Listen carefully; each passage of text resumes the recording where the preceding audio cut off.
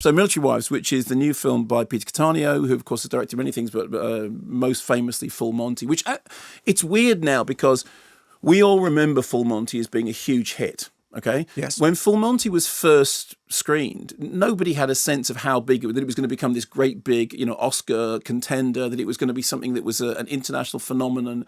In the same way as I don't think people thought that about Secrets and Lies, the Mike Leigh film. In retrospect, you look back at those kind of really big hits and think they were always really big hits. But I remember seeing Full Monty when it was first screened in the West End and thinking, this is really interesting. It's a really good film, but it's an odd, sort of quirky, strange film. So anyway, it is inspired by a sort of fairly well-known true life story that obviously was the basis of a BBC TV series. It has a couple of great performances. So Kristen Scott Thomas, who I absolutely love, is on. She lives on a military base, Flitcroft military base. She's a colonel's wife. She is grieving for the loss of her son, who followed his father into the armed forces.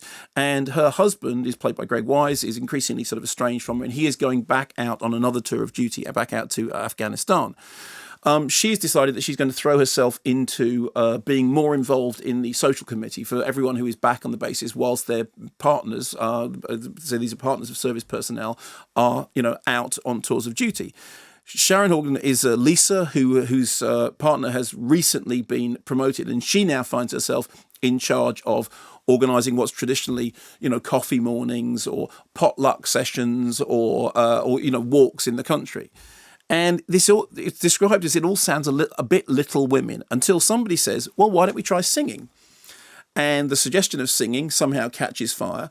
But the thing is that you now have two people trying to organise a singing group, one of whom is Kate, who comes from a kind of classical background, and the other of whom is Lisa, who thinks they should just try having a bash at some pop songs, what Kate rather disparagingly refers to as sober karaoke.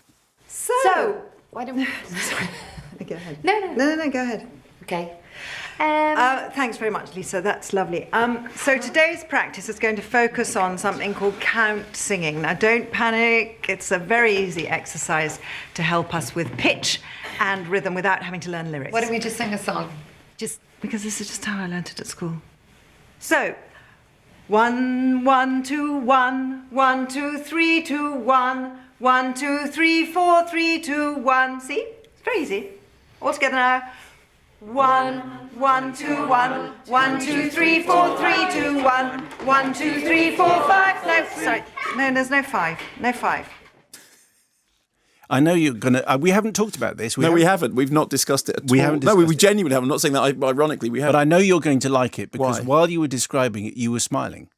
Really? You did a straightforward introduction into that clip. I just did the plot, didn't I? No, you just did the plot, but you were smiling while you said it. So Okay. I know that's my gut feeling. All right, that you're okay. going to like this. All right, so let me try to confound your expectations. Okay, so let's start by saying the things that are wrong with the film. Okay, there is no question that it has a kind of fairly cliched, formulaic approach to its story, that it is very broad strokes in the way in which it tells its story, that characters can be reduced to thumbnails, the person who can sing but can't, the person who can't sing but can. It's also true that if you have an aversion to any form of kind of, cliche or manipulative emotional filmmaking, then you'll find much to balk about. So I think that there are several things about the film that one could criticise, and I think they're legitimate criticisms. I also think that, for example, because there's a narrative connection, if you compare it to something like Brassed Off, it doesn't have, I would say, the heft, to use a word that you were using earlier, of Brassed Off, nor does it have the dramatic elegance, say, of Calendar Girls. And I said earlier on when we were talking about Escape from Pretoria that you can tell how good a film is by how much the things that are wrong with it don't matter. And at the risk of sounding like a stuck record, all those things that I've just said are wrong with Military Wives.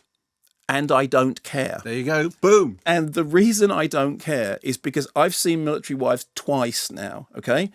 And both times, and frequently against my better judgment, I cried my eyes out and laughed my head off. Now, I should be clear when I say that I have a particular have a particular affection for movies that work on an emotional level.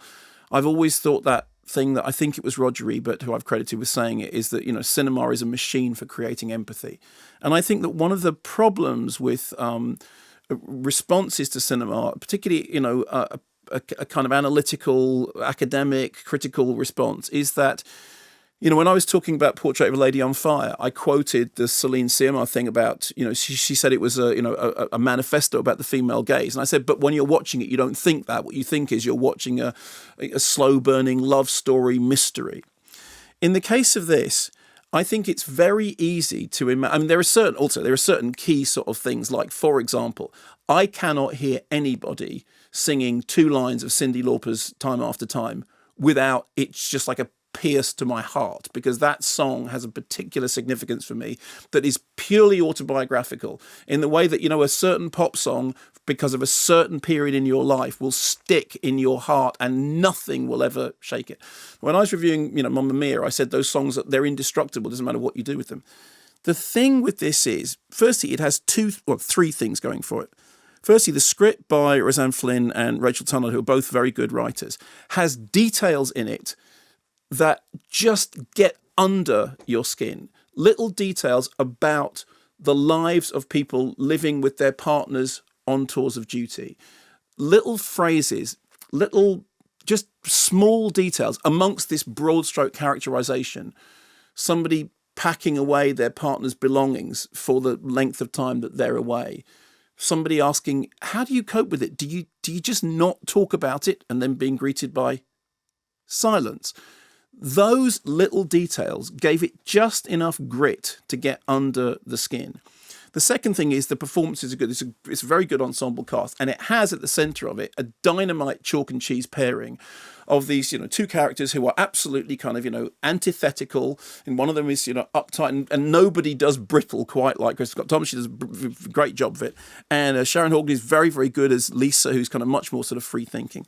And the third thing is that the film is sort of almost machine tooled in the way in which it understands the emotional beats of its story. It's machine tooled like a pop song, because it's not just once, but it's 3 or 4 times that I found myself in floods of tears. And I really think that we underestimate just how hard it is to do that, because heaven knows I've seen enough movies in which I felt they're button pushing, and I kind of rile against them. Watching a movie like that once and that happening, I saw it without anybody else the first time round. That's okay. Second time round, I was watching it at a screening for a bit, and I genuinely found myself doing this. I had my hand up against my, you know, I wished it was in 3D. I had my hand up against my head because the tears were running down my cheek. Wow. I thought it. So for all the things that are wrong with it, and there are many, many things that are wrong with it, it worked. It works. And I guarantee you that if I saw it again, it would work again. Yeah.